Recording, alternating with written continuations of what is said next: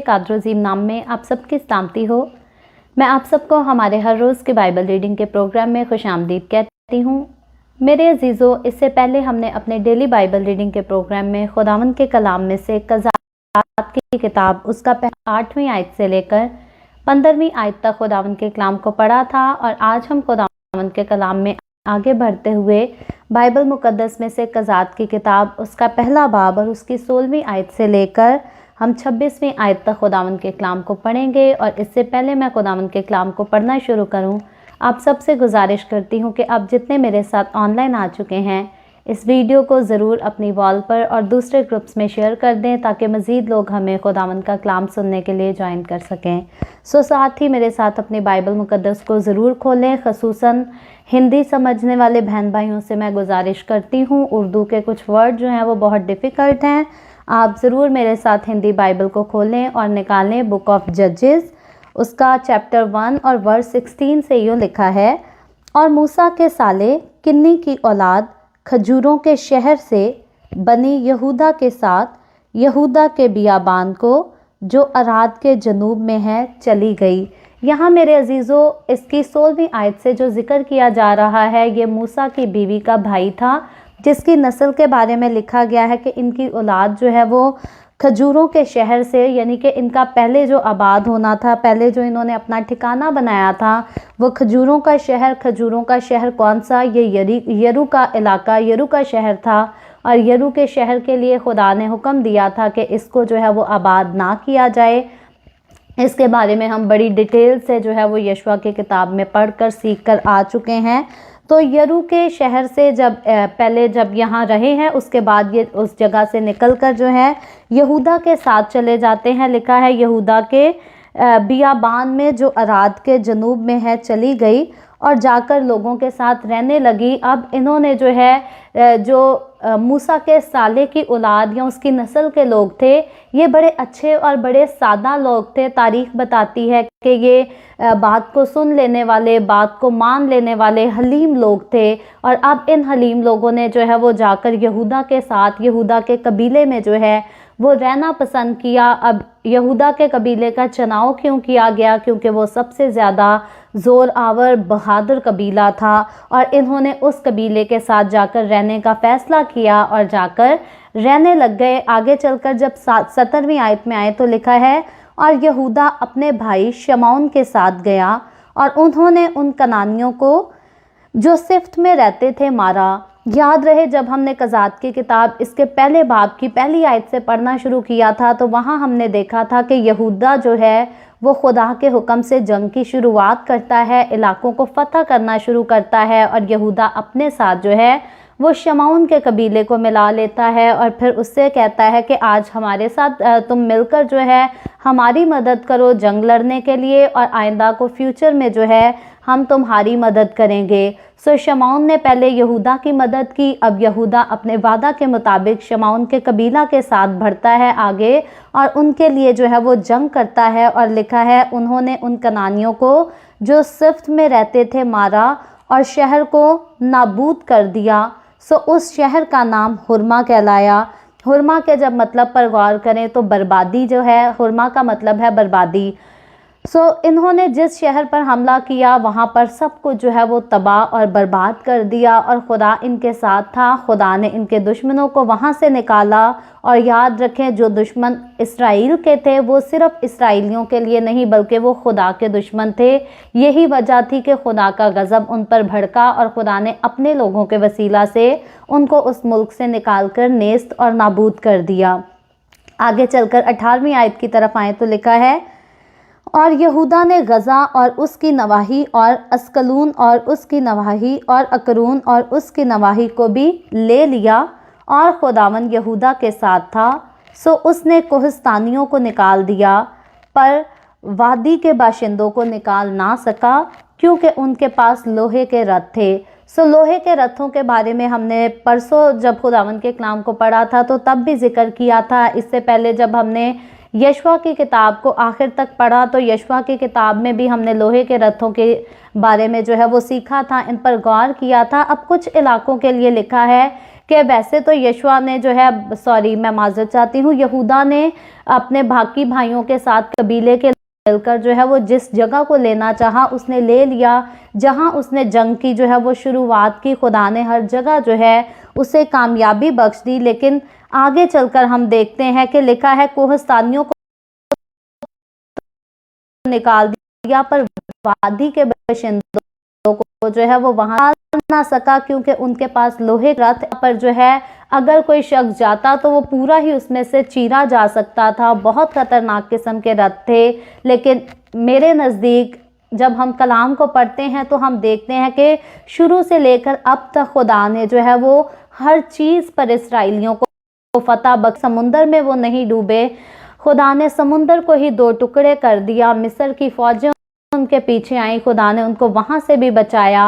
अगर यहूदा के कबीला के लोग और शमाउन के कबीला के लोग खुदा का नाम लेकर यहाँ पर भी वादी के बाशिंदों को भी हलाक करने के, तो खुदा ज़रूर इनको कामयाब ही करता, इनको हलाक होने ना देता। लेकिन यहाँ पर ईमान की कमज़ोरी थी, यहाँ पर एक डर था, एक खौफ था, जिसके बायस इन्होंने जाकर वहाँ पर जो है वो लड़ाई करना ना चाहिए, जंग करना ना चाहिए।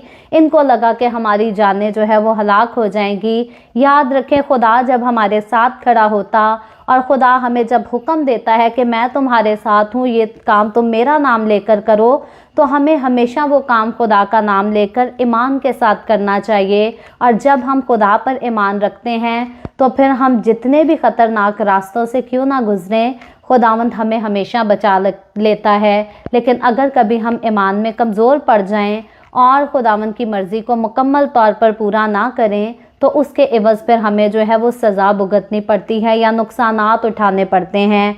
आगे चलकर फ्यूचर में हम पढ़ने वाले हैं, जिन लोगों को नहीं निकाला, जिन लोगों से जंग नहीं की, आगे चलकर वो इसराइलियों के लिए नुकसान का बायस हो जाएंगे। आगे चलकर हम 20वीं आयत में देखें तो लिखा है, तब उन्होंने मूसा के कहने के मुताबिक हेब्रून कालिब को दिया और उसने वहाँ से अनाक के तीनों बेटों को निकाल दिया। सो कालिब के शहर को फतह करके कालिब को दे दिया जाता है। हेब्रून का इलाका जो है वो कालिब के लिए मुकर्रर किया गया था और ठीक उसी वादा के मुताबिक, उसी कमिटमेंट के मुताबिक वो इलाका कालिब को दे दिया गया और उसमें बसने वाले जो पहले लोग थे उनको वहाँ से निकाल दिया, जो कि गैर कौमों के लोग थे।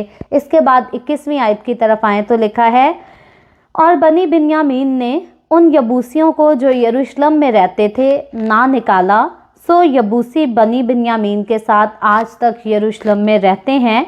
और यूसुफ के घराने ने भी बैतेल पर चढ़ाई की और खुदावन उनके साथ था। अब बनी बिन्यामीन ने तो जो है हम देखते हैं कि कुछ लोगों को नहीं निकाला जो कबीले वहाँ रहते थे, और उसका भी नुकसान आगे उनको भुगतना पड़ेगा।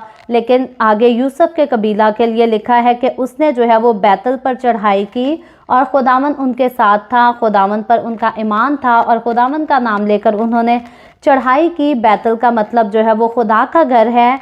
लिखा है आगे 23वीं आयत में, और यूसुफ के घराने ने बैतल का हाल दरियाफ्त करने को जासूस भेजे और उस शहर का नाम पहले लूज था। लूज का मतलब है बादाम का दरख्त। और आगे 24वीं आयत में लिखा है, और जासूसों ने एक शख्स को उस शहर से निकलते देखा और उससे कहा कि शहर में दाखिल होने की राह हमको दिखा दे, तो हम तुझसे मेहरबानी से पेश आएंगे। सो उसने शहर में दाखिल होने की राह उनको दिखा दी। उन्होंने शक किया, पर उस शख्स और उसके सारे घराने को छोड़ दिया। जिस शख्स ने इनकी मदद की, इनको रास्ता दिखाया, उस शख्स को जो है वो छोड़ दिया गया। उसके अलावा बताया गया है कि बाकी सबको जो है वो हलाक कर दिया गया, क्योंकि उनकी हलाकत के जो हुक्म को है वो खुदा ने जारी किया था। आगे चलकर 26वीं आयत में लिखा है, आज की आखिरी आयत में, और वो शख्स हित्तियों के मुल्क में गया और उसने वहाँ एक शहर बनाया और उसका नाम लूज रखा। चुनाचे आज तक उसका यही नाम है। सो जिस जगह का नाम लूज था उसका नाम तो बाद में जो है वो बैतेल रख दिया गया, जिसका मतलब है खुदा का घर। और फिर जिस शहर को यहाँ पर लिया गया है, आबाद किया गया है, लिखा है उसका नाम जो है वो लूज रखा गया, और लूज का मतलब है बादाम का दरख्त। और इस तरह से खुदावंद के लोगों ने, इसराइलियों ने, हम देखते हैं कि खुदा के ज़ोरे बाजू के वसीला से खुदा पर ईमान रख के खुदा की ताबेदारी में रहकर वो सब हासिल किया जो खुदा ने उनको देने का वादा किया था। मैं और आप आज के इस पैसेज से क्या सीखते हैं? मुझे और आपको आज के इस पैसेज के वसीला से खुदा सिखाना ये चाहता है कि खुदा ने मुझसे और आपसे बेशुमार वादे किए हुए हैं, लेकिन अगर हम बिन्यामीन के कबीले की तरह खुदा के वादों पर जो है वो मुकम्मल तौर पर यकीन ही ना रखें और सुस्ती में पड़ जाएं, कुछ ना करें, बैठ जाएं आराम से और कहें कि कोई मेरे लिए ये करे, कोई मेरे लिए ये करे, इसका मुझ पर ये बनता है, उसका मुझ पर ये बनता है, तो याद रखें ये काहली जो है हमें उन सारी बरकतों से महरूम कर देती है जो खुदा ने हमारे लिए रख छोड़ी हैं, जो खुदा ने हमारे लिए मुकर्रर की हैं। लेकिन अगर हम खुदावंद की शुक्रगुजारी करें, अगर हम खुदा के साथ चलें, ताबेदारी करें खुदा की और अपनी ज़िंदगी में मेहनत करें, सुस्ती ना करें, तो वो सारी बरकतें जो खुदा ने हमारे लिए रखी हैं हम उनको ज़रूर अपनी ज़िंदगी में हासिल करेंगे। और याद रखें खुदा ने ऐसा कोई भी शख्स नहीं है जिसके लिए बरकतों को ना रखा हो, क्योंकि खुदा जो है वो बरकत ही देने वाला खुदा है। खुदा मोहब्बत है, वो मोहब्बत ही हर किसी से बांटना चाहता है, लेकिन इंसान अपनी हठधर्मी की वजह से जो है वो लानत का वारिस हो जाता और खुदा की बरकतों को ठुकरा देता है, उनको अपनी ज़िंदगी में जगह नहीं देता। सो खुदा ने आप जो आज मेरे वसीला से मेरे साथ मिलकर खुदावंद के कलाम को सीख रहे हैं, बताना चाहती हूँ कि खुदा ने आपके लिए पर्सनली आपके लिए जो है वो बेशुमार बरकतें रखी हैं, लेकिन आपने उन बरकतों को हासिल कैसे करना है? खुदा पर मुकम्मल तौर पर ईमान रख के और मुकम्मल तौर पर खुदा की ताबेदारी में रहकर, उसके साथ रफ़ाकत में रहकर, जैसे यहूदा ने खुदा से पूछा, जैसा कि इसराइल के कबीलों ने खुदा से पूछा, बता के शुरुआत कौन करे। कई बार हम अपने फ़ैसले खुद ही करते और अपनी हिकमत पे फ़ख्र करते हैं। याद रखें, अगर वाकई आप अपनी ज़िंदगी में कामयाब होना चाहते हैं तो अपनी हिकमत को ज़ीरो समझना शुरू कर दें और खुदा से हिकमत मांगें। जो हिकमत खुदा की तरफ से मिलती है वो हमारे लिए जो है वो सरफराजी का रास्ता होती है। और जब हम खुदा की हिकमत को तर्क करते, खुदा की हिकमत को कोई चीज़ नहीं समझते और अपनी हिकमत पर फ़ख्र करते हैं, अपने आप पर, अपनी दौलत पर, अपनी जायदाद पर, अपने कनेक्शंस पर फ़ख्र करते हैं, तो तब जो है फिर हम मुकम्मल तौर पर कामयाब नहीं हो सकते। और अगर वक्ती तौर की हमें कामयाबी मिल भी जाए तो वो कामयाबी जो है वो इटर्नल नहीं होती।